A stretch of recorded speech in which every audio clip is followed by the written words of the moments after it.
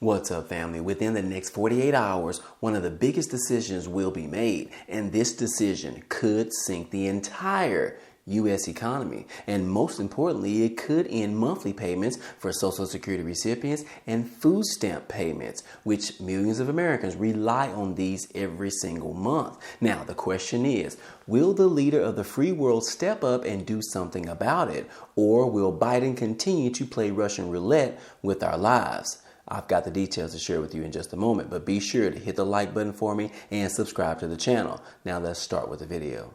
The Treasury Secretary came out with some breaking news late yesterday. And yes, Janet Yellen is warning Congress that they may actually run out of money much sooner than they expected. According to this particular article and the news that broke loose yesterday, Yellen is saying that we could actually run out of cash by June the 1st. This is breaking information, guys. The Treasury Secretary is putting out this information and sent a letter to the House Speaker, Kevin McCarthy, letting him know that we are about to run out of money if they are unable to pass the debt ceiling limit and raise it. Guys, we know that this particular deadline is around the corner, and initially we thought that we had a little bit of time to figure out the negotiations between the right and the left. But according to this latest information that just broke, I guess we've spent more money than they actually projected we would. It looks like we are going to run out of money much sooner than expected.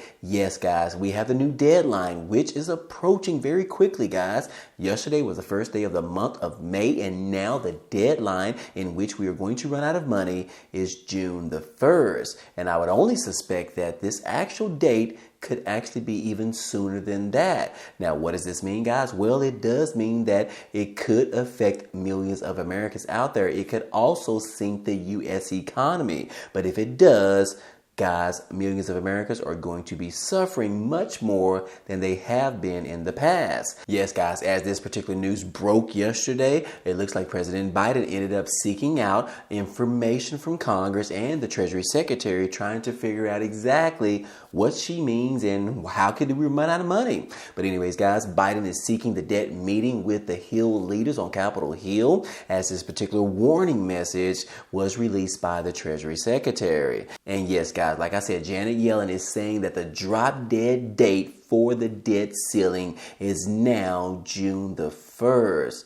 This changes the dynamics, guys. Although we do know that we actually have a bill already on the table, which was presented a week or two ago by the GOP and the House Speaker, Kevin McCarthy. However, that didn't necessarily go very well because it did ended up passing in the House, but 4 Republicans ended up going against that particular bill. And all of the Democrats went against the bill as well. So it doesn't look like it has enough steam, it has enough information, it has enough juicy power to actually pass in the Senate, which means Congress has to go back to the drawing board to figure something else out. Now, the GOP, they're saying that, look, they just want the Democrats to come to the table and sit down and let's figure this all out. Let's figure out the negotiations and figure out what we can do to go ahead and come to a bipartisan decision to raise the debt ceiling limit. However, the Democrats are standing by their president, President Biden, in which he has already stated that, look, the debt ceiling will not go through any type of negotiations. We need to stand strong and get this thing done. Without it, we have got to do this for the American people, just like we have always done in the past. And like I said, President Biden said that he is not ready to move on the debt ceiling terms, even though the GOP says that, look, all we want is for the president to control his spending, and we will go ahead and go and get this thing passed very soon. But President Biden said, look, zero negotiations. I won't budge at all. And as you can see right here, guys, in this particular picture, Biden is looking directly to the American people, saying that he is facing some tough decisions right now, guys. He doesn't necessarily want to do negotiations in regards to raising the debt ceiling limit. However, as this new breaking information is coming out and this new warning by Treasury Secretary, he might have to rethink his strategy and his position as the President of the United States. And it says right here that with the threat of a June 1st default is now looming over his head, the president invites the GOP leaders to come on over. Let's go ahead and have a talk, guys. Let's have a discussion, but we need to discuss these particular terms of your previous GOP bill and his terms and figure out how they can come together to get this thing done, to pass this thing. And yes, guys, we are in dire need right now for the president as well as Congress to get this thing done, guys. We cannot afford any more damage to the U.S. economy as well as to the American people, because if we do, some people might not survive. Now, previously, the House Republicans have pretty much said that they are not ready to negotiate. They want the president to stop the spending. House Republicans are refusing to raise the debt ceiling, which is basically just paying for the bills and the Trump White House largely racked up previously, unless the Democrats and the Biden White House agree to some deep spending cuts, because our future depends on it. Yes, guys, this information is coming directly from the Republicans, in which this is what they are asking for in order to work with the Democrats to raise the debt ceiling. However, like I just told you, President Biden does not want to budge at all. And you can see this particular message by Representative Khanna. She is slamming the GOP in regards to the debt ceiling demands that they have put on the table, saying that there should be no demands. We should pretty much pass this. We should stand by our obligations so that we can pay our debts as we normally have. So anyways, guys, this is a very tough decision right now, and that is not the only decision, guys, because we have something else that is lingering over the next 48 hours as well, and that is we are planning on hearing from the Fed Chairman Jerome Powell in the FOMC meeting that is starting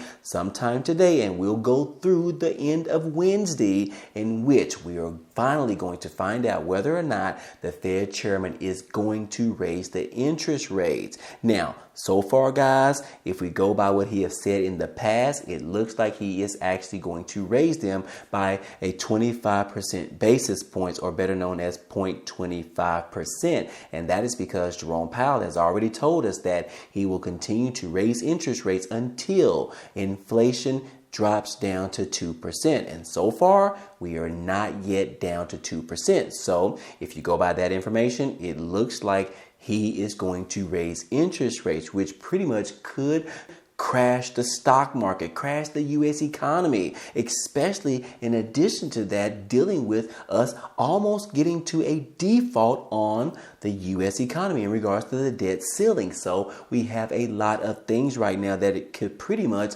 tank the U.S. economy as well as the American people. Now, on the flip side, if the Fed Chairman has a little bit of a heart and realizes that we are dealing with a lot going on with the recent bank collapse and now the U.S. running out of money by June the 1st and they are unable to get a debt ceiling increase on the table, he might have a little bit of a heart and go ahead and tell the American people that he is choosing to go ahead and pause on the interest hikes as of now.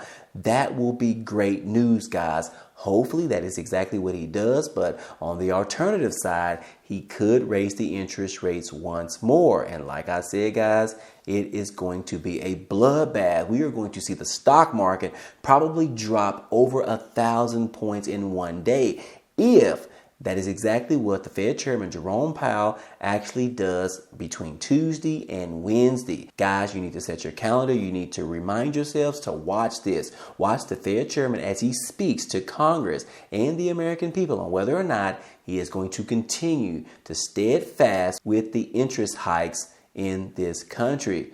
This is going to be some very challenging times. And like I said, if he does raise the interest rates, this is going to make it even harder for our Social Security recipients, our seniors, those individuals on SSI, SSDI, and all of the above, as well as our veterans and survivors. All of those individuals are going to be suffering if this actually happens. And then on top of that, guys, we have less than 30 days away before we figure out whether or not the U.S. will run out of money, or will Congress step up and save the day? Will Congress, the Democrats and the Republicans, get together in a bipartisan way to raise the debt ceiling before the deadline, before they run out of money? Guys, we cannot afford this.